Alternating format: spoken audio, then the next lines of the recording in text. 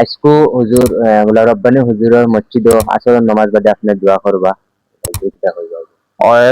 গোলাম রব্বানি হুজুর রহমতুল্লাহ আলাই নাম লইতেও বড় বেয়াদবি লাগের। আমি ডিমাপুর ঢুকছিলাম জুম্মা জনজা করার পরে, তখন কিছু যুবক হলে ফোন করে হইরা হুজুর আমরা সারাই মিলিয়া চাই আর আপনার একটা ডেট পাইতাম, আর ইফতার হইতো আর পড়াশুনো হইতো আর হুজুরও লাগি দুয়ো হইতো। তখন আমি বড় চিন্তা করে দেখলাম রবিবার হইলে তো আর সুবিধা হইব। ও আজকে রবিবার তারা ডেট ফালাইছো না, আশা করি আর কয়েকশো বা হাজার জানিয়ান না মেঘে কিতা করব, মানুষ জমা হইবা, তারা ইফতার তৈয়ারি লইতরা আর হনো আমরা দোয়াও করবো। আর বিভিন্ন উলামা হলে কোরআন শরীফ পড়িবা, তিলাওয়াত করবা, হজরতের সওয়াব দিবা।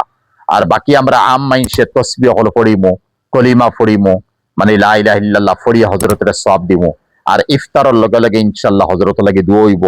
আর খবর জিয়ারত আমি আবো যাইতাম পারছি না, আমি নাদান কর্মগীতা হন থেকে লগালগ নাগাল্যান্ড হামাইতে লাগছে ডিমাপুর।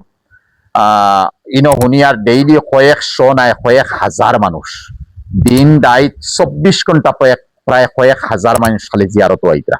আর আইতা না আইতা শেখুল আরবুল আজম রহমতুল্লাহ আলাইর গেছে পড়নেওয়ালা, আর তান গেছে বয়ত অনেওয়ালা। আসাম তো দূরমাত, বাংলাত নাই আমি যতখান জানি আর আলহামদুলিল্লাহ। বাকি অল ইন্ডিয়া লেভেলে তান ছাত্র হয়তো 2-4 জন থাকতে পারো, হয়তো এটা কি একজন গোলাম রব্বানি সাহেব রহমতুল্লাহ আলাই।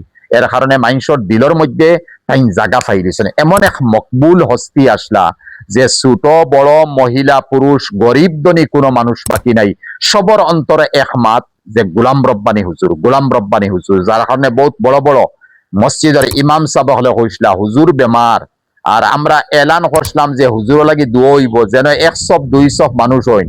এলানোর বাদে এশার রক্তানে আসর রক্তানে ফজর রক্ত দেখা যায় আস্তা মসজিদ বরিয়া বারিন্দা বরিয়া উঠান মন্ট বরি গেছেন। আলে হুজুর বেমার ওখান শুনছেন দোয়া লাগে ইয়ে শরীর হয়েছেন। এর লাগি আল্লাহ মানে এত এক মকবুল মানাইছিলা যেখান বাসা নাই প্রকাশ করার মতো।